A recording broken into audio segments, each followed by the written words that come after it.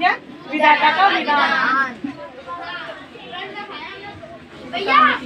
विधाता का विधान। एक ब्राह्मणी का बेटा था जो काले नाग, एक ब्राह्मणी। विधाता का विधान। एक ब्राह्मणी थी, उसके दो एक ही बेटा था ना, और वो अपनी बेटे को लेकर जैसे सप्ताह होती है, कुछ प्रोग्राम होता है शादी ब्याह, उसके जाते ना आप लोग घूमने के लिए अपनी मम्मियों के साथ जाते हो नहीं जाते?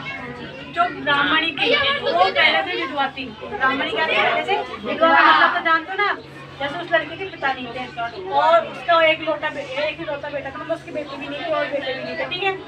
तो उसके जो एक ही बेटा था ना, वो अपने बेटे को लेके खा रही थी, तो खाना वाना खाने जा रही होगी, समझ लो कुछ ना। तो रास्ते में क्या मिला उसको? सांप मिला।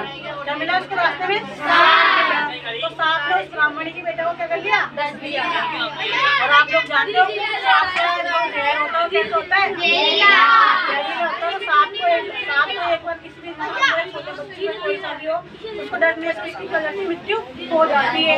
तो ब्राह्मणी के बेटे को जैसे उसने सांप को डसा, ब्राह्मणी के बेटे को सांप ने डसा था ना, वैसे उसकी क्या हो गई थी? मृत्यु हो गई थी। मृत्यु होने के बाद में ब्राह्मणी क्या करने लगी? थोड़ी है, लेकिन जैसे सांप ने उस ब्राह्मण के बेटा को ब्राह्मणी के बेटे को डसा था, वैसे देखा ना एक वहाँ पे कॉलोनी वाले ने या फिर आप लोग क्या बोलते मोहल्ले वालों ने देख लिया था।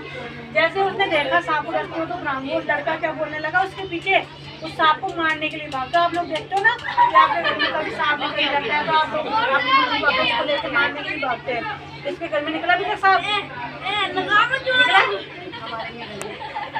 अरे तो आप लोग पापा मम्मी क्या करते हो? सांप को मारने के लिए भागते भी नहीं भागते? पहले तो उसकी पूछ पे आप नहीं मारते हो ना।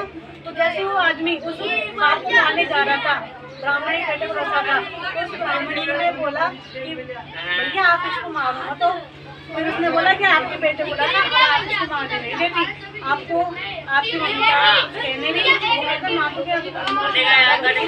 इस वजह से वो बोलने लगी कि ये तो विधाता का विधान है, मतलब इस दुनिया में जो आया वो जाएगा। आप लोग जानते हो कोई बीमारी से मरता है, कोई अटैक से मरता है, कोई सिंपल कोई खाता है, सोता ही चल जाता है। देखोगे ना आपने कहानियाँ, कोई फांसी लगा के मरता है, कोई पानी में जाके कूद जाता है, कोई ट्रेन के नीचे जाके मर जाता है, कोई एक्सीडेंट में मर जाता है, तो कोई सांप के मरने से कुछ खाने से मर जाते हैं, मरते ही नहीं मरते।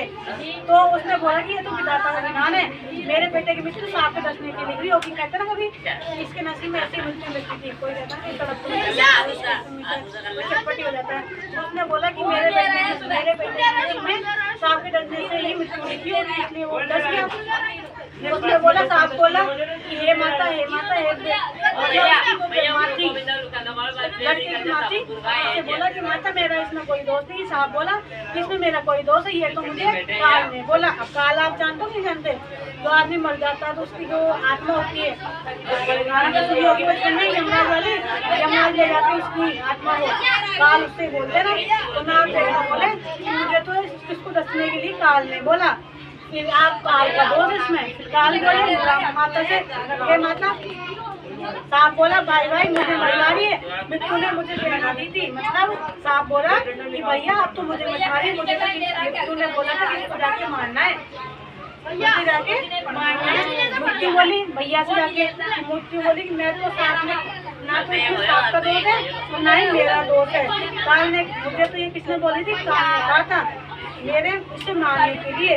काल बोला न सांप का दोष है, न मृत्यु का दोष है, नहीं मेरा दोष है। मतलब काल बोल रही है ना इसमें सांप का दोष, ना इसमें मृत्यु का दोष, ना इसमें काल का दोष है, हम तीनों निर्दोष है। सांप ने क्या बोला? हम तो तीनों क्या है? निर्दोष है। पूर्व जन्म में आप लोग क्या आप लोगों ने नानी तो देखी होगी तुमने कभी? पूर्व जन्म की कहानी सुनने के बाद पूर्व जन्म की कर्म की तरह मृत्यु निश्चित होती है। किसी की मृत्यु होती है ना, कोई आता भी इस धरती पर तो क्यों आता? पूर्व जन्म में कोई बुरे कर्म करा होगा इसलिए आता, फिर उसकी मृत्यु भी अलग तरीके से होती है। आप लोग जो है ट्रेन के नीचे मरते हैं, फांसी से मरते हैं, लोग क्यों मरते हैं? उन्होंने बुरे कर्म में करे होंगे। पुण्य कर्म की निश्चित से होती है।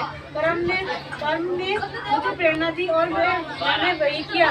यह सुनने के बाद ने नाक को छोड़ दिया। मतलब किसी की सिंपल सी बात यह ऐसी कि कोई किसी को नहीं मारता, कोई किसी का बुरा भी नहीं करता। वो कहते हैं किसी के नसीब में चुप होते हैं, वो किसी का नहीं होता। आप लोग पहले के जन्म में बुरे कर्म करते हो ना, ये आप लोगों को क्या मिलता है?